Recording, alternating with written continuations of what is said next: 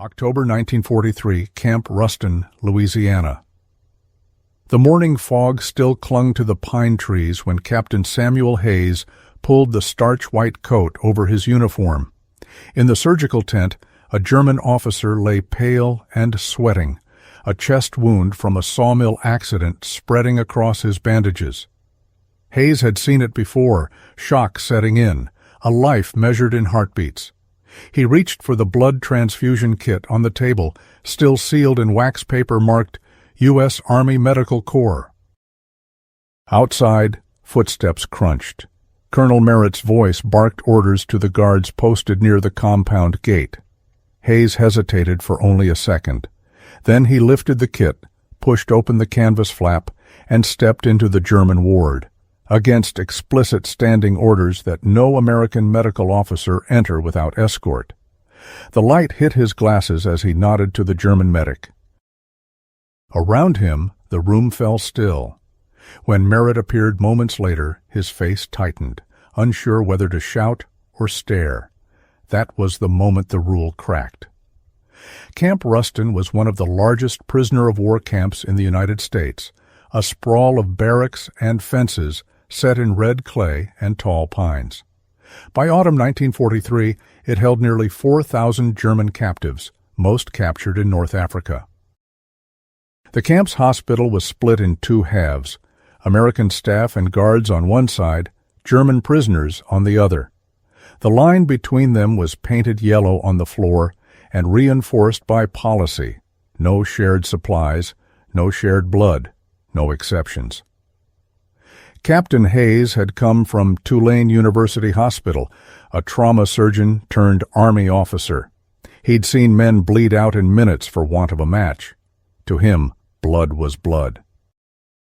But to his commanding officer, Colonel Merritt, it was order that mattered more than life. Merritt had once said, "Discipline keeps this camp from burning itself down." That morning, discipline met conscience. The transfusion worked. Within an hour, the German officer's pulse steadied, his eyes flicked open, and the color crept back into his face. Hayes didn't speak German, but the nod between doctor and patient was clear. Merritt watched from the doorway, saying nothing, then turned and left. By evening, word had spread through both compounds. The American doctor saved one of ours. For Hayes, it was a medical act, nothing more. For others, it was something else entirely. Later that night, the colonel called Hayes into his office. The only light came from a desk lamp, throwing long shadows across a map of the camp pinned to the wall. "You crossed the line," Merritt said, tapping the desk. "You endangered morale. You gave them reason to think we're equals." Hayes kept his hands folded. "I saved a life, sir." Merritt leaned back, measuring him. "And you've made yourself a symbol. That's the problem." A silence hung heavy between them. Outside, a train whistle sounded from the town of Ruston. Finally, Merritt said, "You'll continue your duties, but you'll do so under observation." The words were formal, clipped. What they meant was simple. The colonel no longer trusted him. The next week brought small changes that spoke louder than orders. Guards began checking medical requests twice. Supplies to the hospital slowed. The German patients now watched Hayes with something like reverence, while some American orderlies started to avoid eye contact.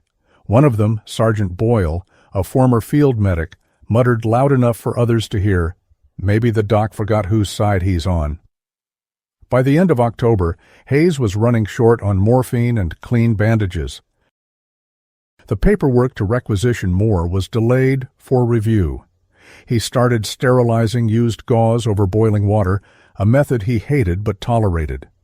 The camp's sick list grew as pneumonia crept through the German barracks. Hayes worked long into the nights, sometimes alone, sometimes with a reluctant nurse.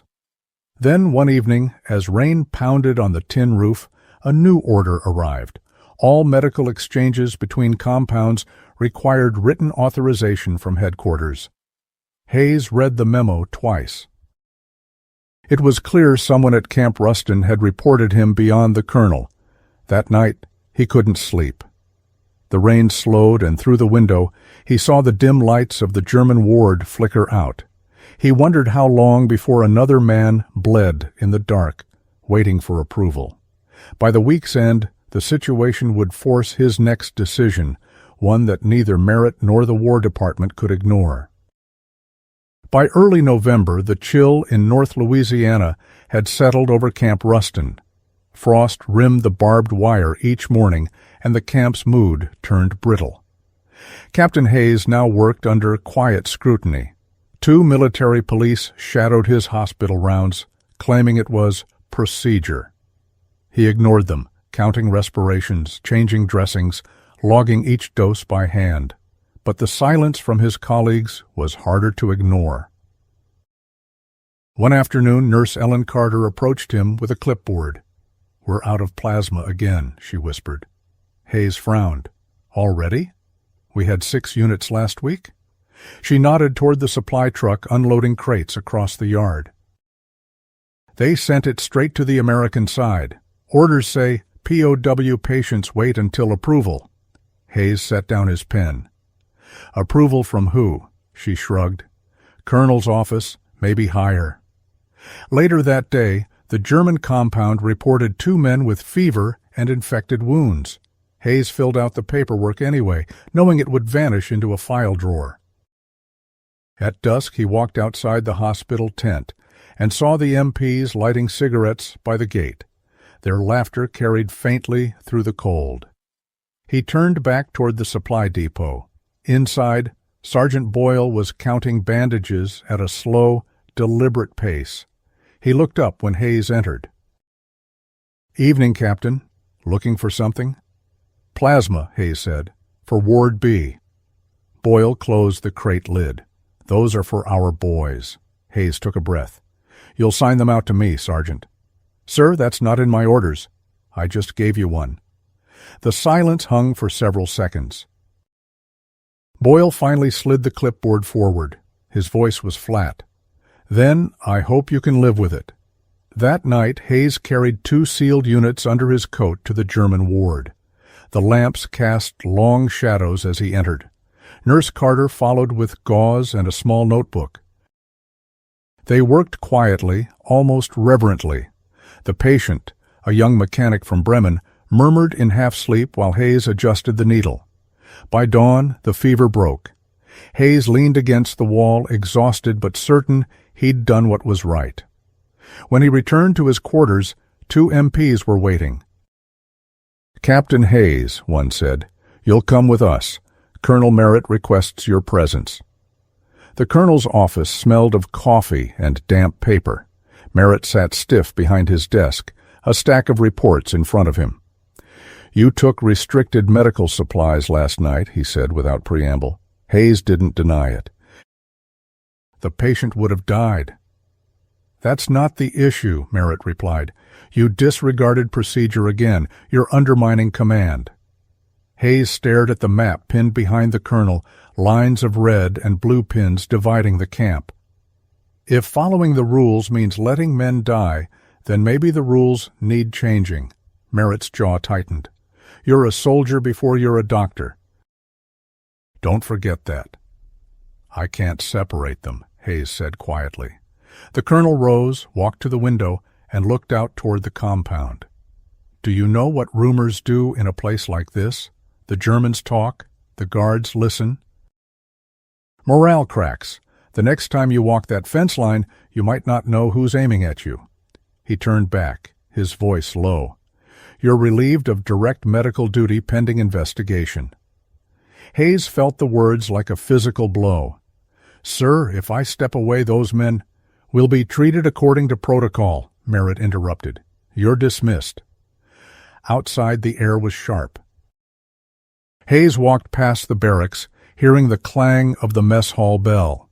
The same fences, the same pine trees, but now the guards' eyes followed him.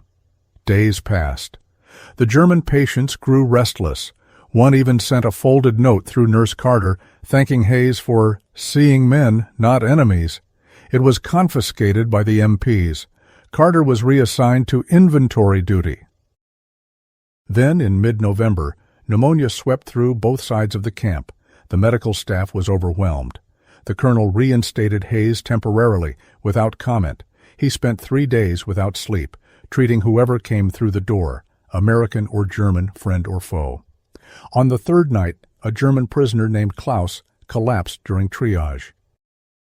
Hayes recognized him, the same officer he'd transfused weeks earlier. The infection had returned. Hayes reached for another plasma unit, but the shelves were empty. He stepped into the supply tent and saw Boyle again, standing over a locked cabinet. Their eyes met. For a long moment, neither spoke. Then Boyle reached into his pocket, pulled out the key, and tossed it on the table. "Make it count, Captain," he said quietly. Hayes did. By morning, Klaus was stable, but Boyle wasn't at his post. Rumors spread that he'd been reprimanded for insubordination. Merritt said nothing. That week, Hayes received a sealed envelope from headquarters. Notice of formal inquiry. He read it once, folded it, and placed it in his desk. The next day, he went back to the ward as if nothing had changed. But everyone knew it had. By December 1943, Camp Ruston had settled into a cold rhythm. Frost edged the barrack roofs, and the air carried the mixed scents of pine smoke and disinfectant. The war in Europe felt far away, yet tension in the camp pulsed close beneath the quiet. Every eye seemed to track Captain Hayes now, guards, orderlies, even some of the prisoners who had learned his name in whispers. Officially, the inquiry into his unauthorized medical conduct was still pending. Unofficially, the colonel had made it clear any further deviation from orders would end in court-martial. Hayes knew the risk.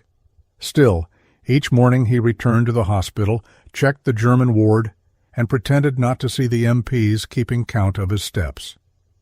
One afternoon a truck rattled into camp carrying a new batch of prisoners, 40 men captured from an Italian transport crew.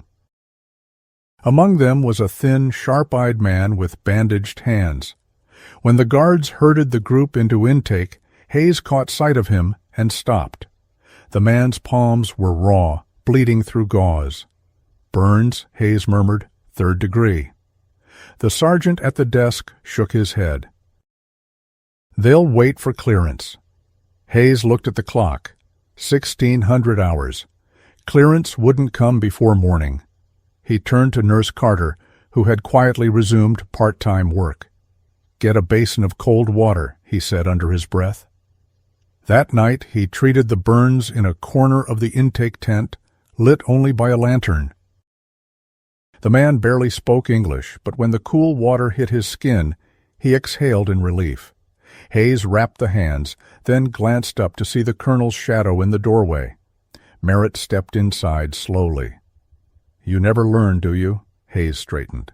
"He's in pain." "That's not the point," Merritt snapped. "You can't keep making exceptions." The doctor met his eyes.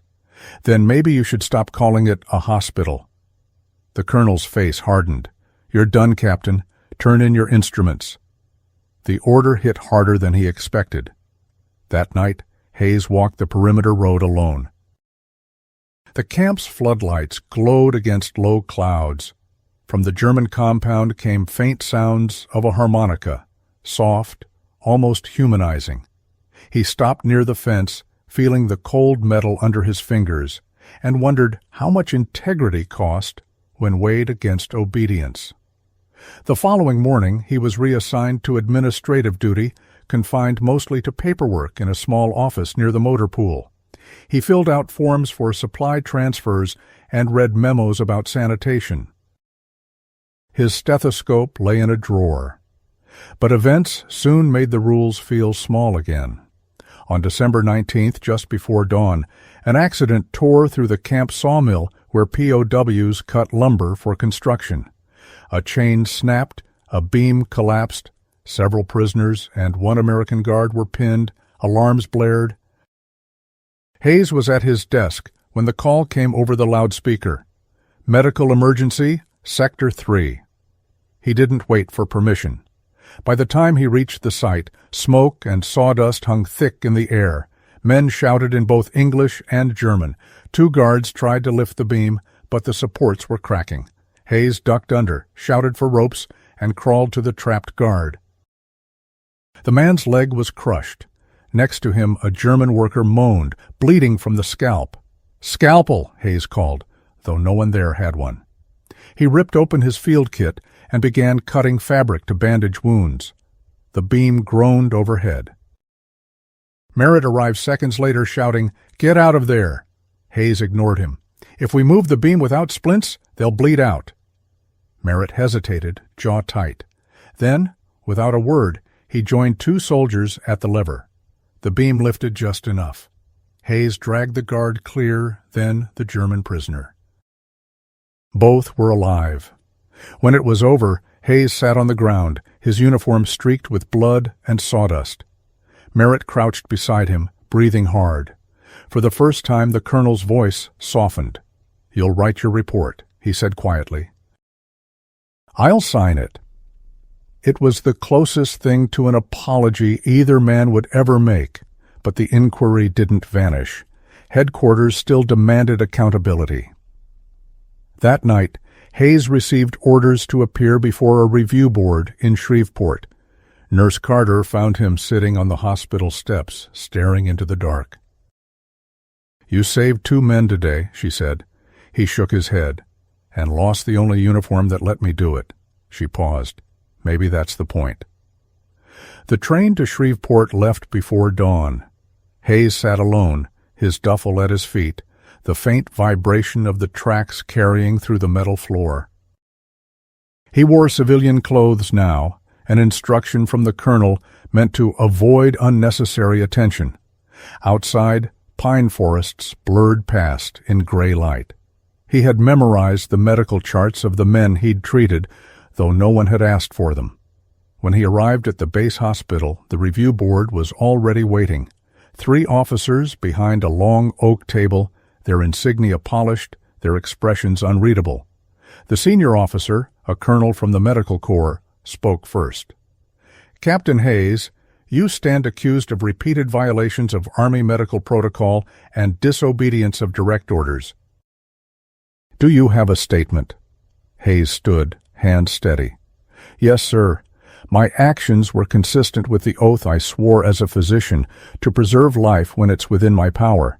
If that's disobedience, then I accept responsibility." The colonel leaned forward. "You treated enemy combatants without authorization, diverted supplies, and compromised discipline in a wartime facility. Do you understand the implications?" "I do," Hayes replied. "But I also understand that the Army manual never said compassion had a nationality." A pause. One of the younger officers shifted in his seat, eyes flicking up briefly, as though uncertain whether to admire or reprimand him. The senior colonel closed the folder. "We'll deliberate." They left him waiting nearly 2 hours in a narrow hallway that smelled of coffee and oil. He thought of Camp Ruston, the sound of the harmonica through the fence, the look in the colonel's eyes after the sawmill rescue, the German officer's hand twitching back to life beneath the transfusion needle. He had tried to be both soldier and doctor, and somewhere along the line he had become suspect to both sides. When the board reconvened, the verdict was measured: official reprimand, reassignment to stateside hospital duty, pending further review. No court-martial, no commendation either. Merritt's influence, Hayes realized, must have tempered the outcome. He returned to Camp Ruston a week before Christmas to collect his things. The camp was quieter now. Many prisoners were sent to new work details. Snow dusted the ground, rare for Louisiana. Merritt was standing near the infirmary steps, his hat pulled low. When Hayes approached, the colonel gave a brief nod. "Orders came through," Hayes said. "I'm leaving tomorrow." "I heard." Merritt's gaze stayed on the parade ground. "You did good work here, even when it caused trouble." Hayes studied him for a moment. "You never believed I was wrong, did you?" "Just dangerous." Merritt's jaw moved slightly. "Every command needs a man who's willing to break a rule for the right reason. but he never lasts long. The two men shook hands, an awkward, unscripted gesture that neither could define. Then Merritt walked away, his boots crunching in the frost. That evening, Hayes made one last round through the hospital. The German ward smelled faintly of antiseptic and soap. A handful of prisoners stood as he entered, their faces solemn.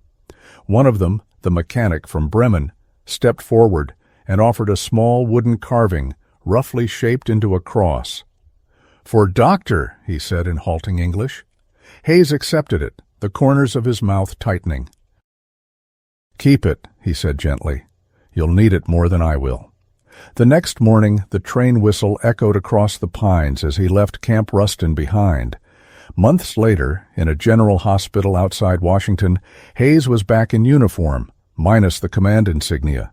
He worked quietly, methodically, teaching younger medics the value of precision under pressure. Now and then he caught himself glancing at the supply closet, remembering how easily Access had once defined compassion.